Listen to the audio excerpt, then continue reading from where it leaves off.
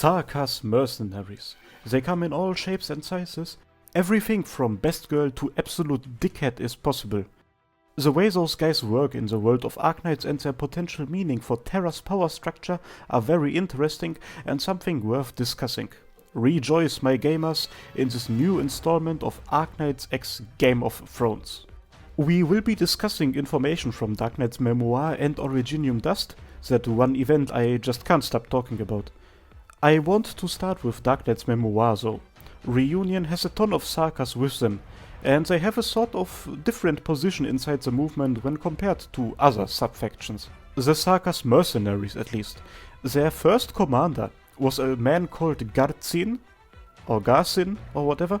After his death in Chernomork, W took over.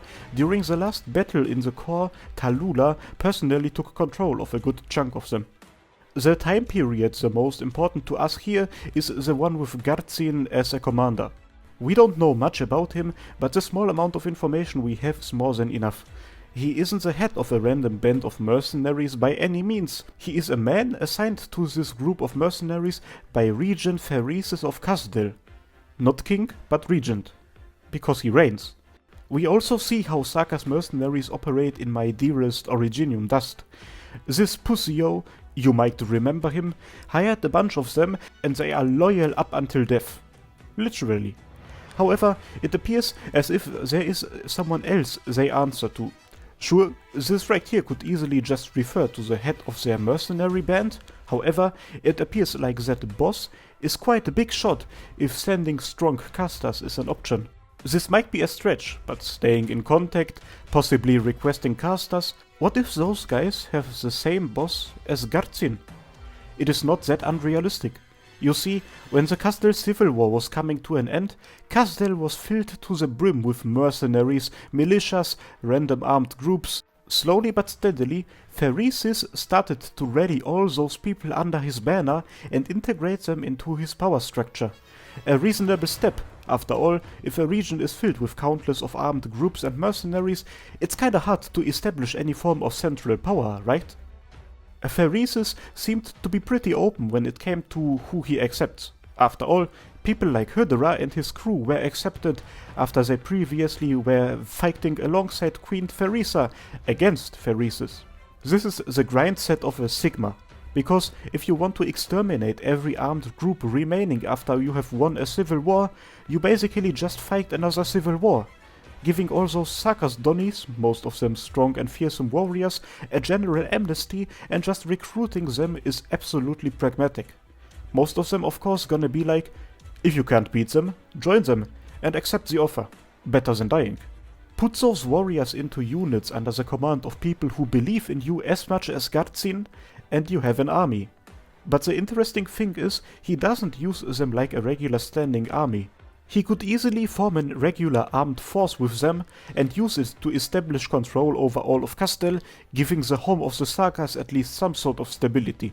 Instead, it seems like Theresis treats the mercenaries as mercenaries and uses them accordingly. With officers like Garcin, most likely with some sort of support, and while staying in touch with them, those reorganized and reinforced mercenaries appear to be sent all throughout Terra as a form of power projection.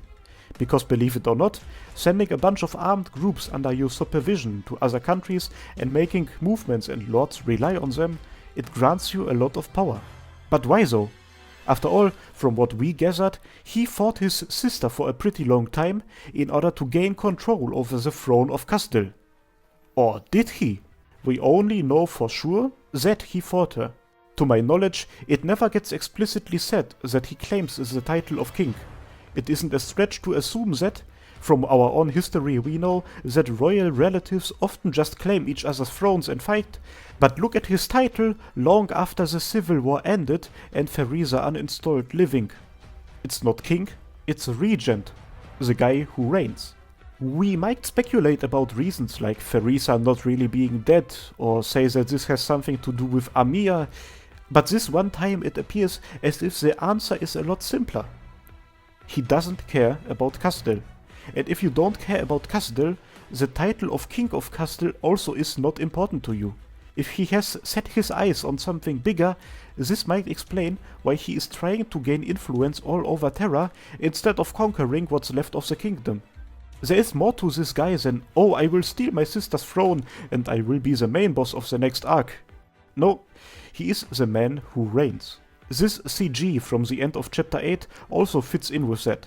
If you only want to steal your sister's throne, there is no need to keep her body in what appears to be a preservation chamber. However, what exactly does he want to do? We could make a 10-page open office document filled with possibilities, but there is no way to make a statement right now. The only thing we more or less can say is that Theresis is changing the role that the Sarkaz play in Terra. We don't know the full history of this world, but at least from the information we get in the game, the Sarkaz usually were the ones getting shafted. Theresis now doesn't seem to necessarily make their lives any better, but what he's doing creates the possibility of changing the fate of the Sarkaz. From oppressed to oppressors. Who knows what will happen during the time Theresis, the man who reigns. Do you know who I think should reign? My channel supporters and operators, and especially our channel commanders. Azriel, Big Bob, Chris, Erwin Heckler, Heiligkeit, LWKY, Vritten, and Zephyreenix.